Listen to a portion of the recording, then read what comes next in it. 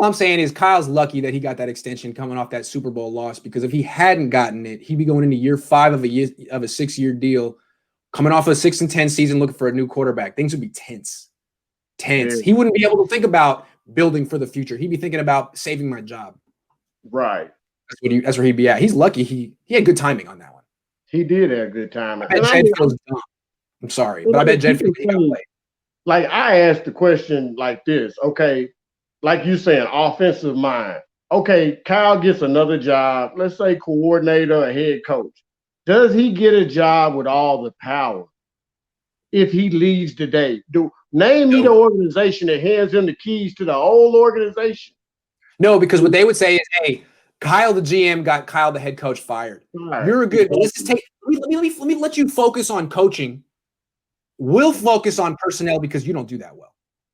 And that's where he's at. If he would have made a better hire to me, as far as GM, as far as who he brought in, like, I think that would have worked better. If he could have just been like, if Lynch was a guy that he just said, Lynch, like, I trust you, you know what I like, you know what I want, I'm going to focus on just being the head coach. But he can't do that because he knows Lynch isn't that guy. Lynch never was that guy. He hired Lynch is so that he could be the guy and people wouldn't know it.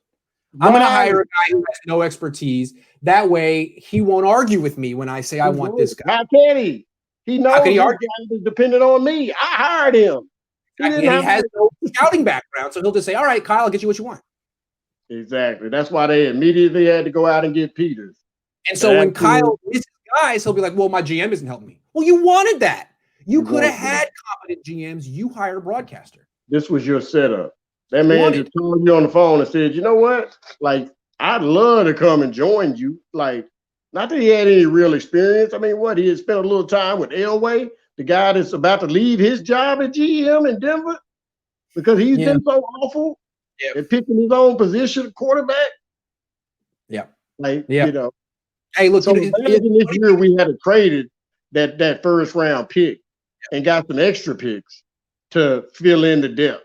You know what I'm saying? Like, instead of taking Kinlaw, maybe take IU because you still needed some help in the wide receiver. But what if you trade that 14th pick and get you like 3 other picks? And IU. I got to run. It's about noon my time. And I think we're going up against an hour. But real quick, I want to leave on this thought. Tell me what you think. There's not a lot of empathy in Niners Nation for Jed York. Basically, people hate that guy. And for good reason. But you know what? He fired Jim Tomsula after 1 year. He fired Chip Kelly after 1 year. He gave these 6-year contracts to John and Kyle. He's doing the best he can to make the sincere effort to win. And I gotta feel like he's looking at John and Kyle and being like, man, I got played again. I got played again. You said you had a plan, and now you're on plan B in year 5. I really feel like he keeps throwing money at the situation and keeps, I don't know, getting let down. I almost feel bad for him. I think Jed is a microcosm of the whole thing we're talking about. I think he's chasing his tail.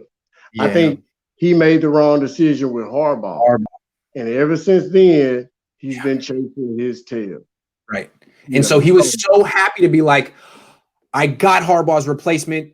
We don't care about him anymore. We're on to the future. Everything's good. Let me give you an extension. No, you don't have Harbaugh. Yeah, it was kind of a desperate, thirsty type of move, you know. And I asked ED this the other day. I'm like I'm a little older. I'm 44. Eric Davis. Okay, he's so good. So he good. Is. I mean that's so good. So good. Yeah. But I'm like, I'm 44, so I've seen some very good Niners. But like we said, like the PTSD, like has the fandom been beat into submission to where like just making the playoffs or just not being an awful team is acceptable. Like that's I think it's aesthetic. I think just having an offense that has some big plays and looks kind of fun is cool. Yeah. I don't think they care how many turnovers, how many injuries, how many losses. They just want a more exciting offense than what Greg Roman and Jim Harbaugh had.